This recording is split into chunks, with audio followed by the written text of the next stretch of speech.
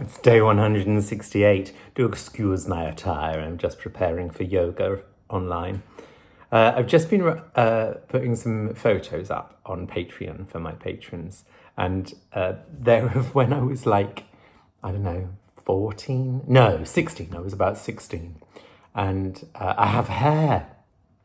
And I've got this whole, and I did this whole post about, you know, the importance of amateur dramatics and it being, you know, where my career began, and how much and how much hair I had, and how sad I was when I lost it.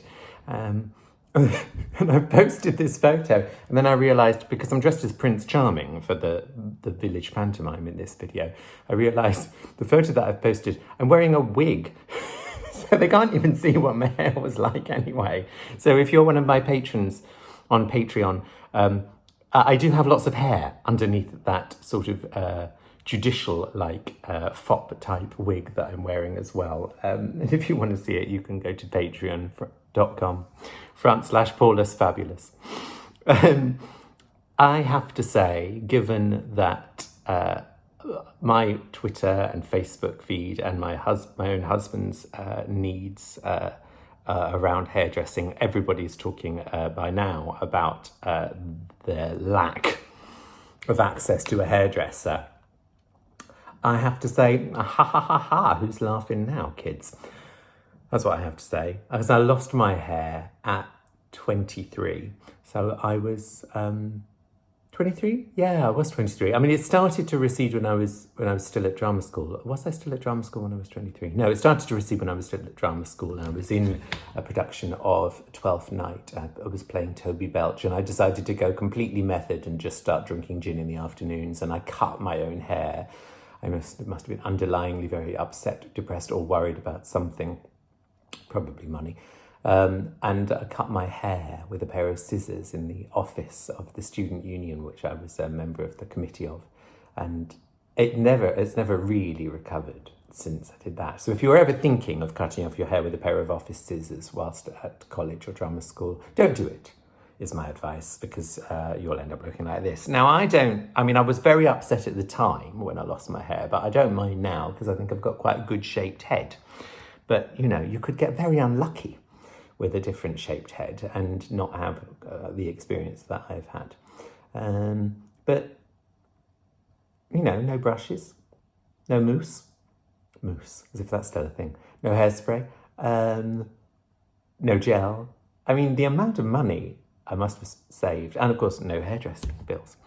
The amount of money I must have saved and time I must have saved in the 22 years that I haven't had any hair and that I've been doing this and just keeping it shaved. I mean, yes, I get through a lot of razors, and I do sometimes still go to the barbers because I like to have my head shaved and my beard trimmed and have like a Turkish hot towel thing. I do that sometimes.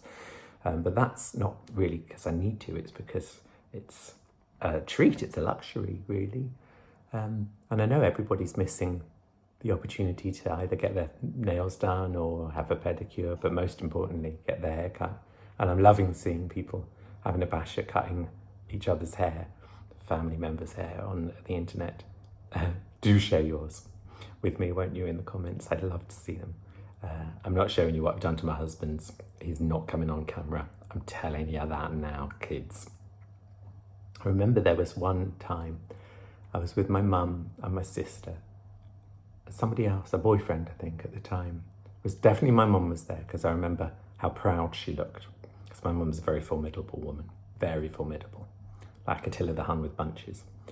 And she hasn't got bunches, just like Attila the Hun. And but she doesn't suffer fools. And we got on the tube. It was quite a busy tube. It was a weekend, I think, and I had my head shaved like this. I must have been maybe 30 or something. And there was a madman on the tube. Never seen him before in my life. He was sat opposite me on a fairly busy tube, and he started, apropos of absolutely nothing, he started to not shout, but very loudly comment directly towards me about my head and why had I shaved it off, And it was such a shame. Why did everybody have to look the same these days? And why is everybody a carbon copy of everybody else? And he was a lot older than me. He was at least 10 years older than me and a lot bigger than me. And I just thought, I'm not having this. I am not having this. So I just said, you stop now. I lost my hair at the age of 23. It was extremely, extremely distressing, and I have over the years got over it. This is what I look like now, and I don't need your comments on it. And he went to speak again, and I said, no, nobody in this tube carriage wants to hear from you. You've said quite enough. And he got off at the next stop. And people were turning around and smiling at me. And you know when somebody says well done, but not with their mouth, they just say it with their eyes or something. And I looked at my mother at one point, and I think it's the proudest my mother has ever been of me.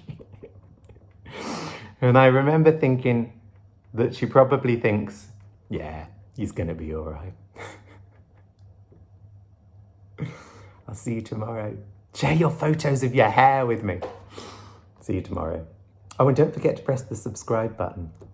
We are going to get to the end now. I'll see you tomorrow.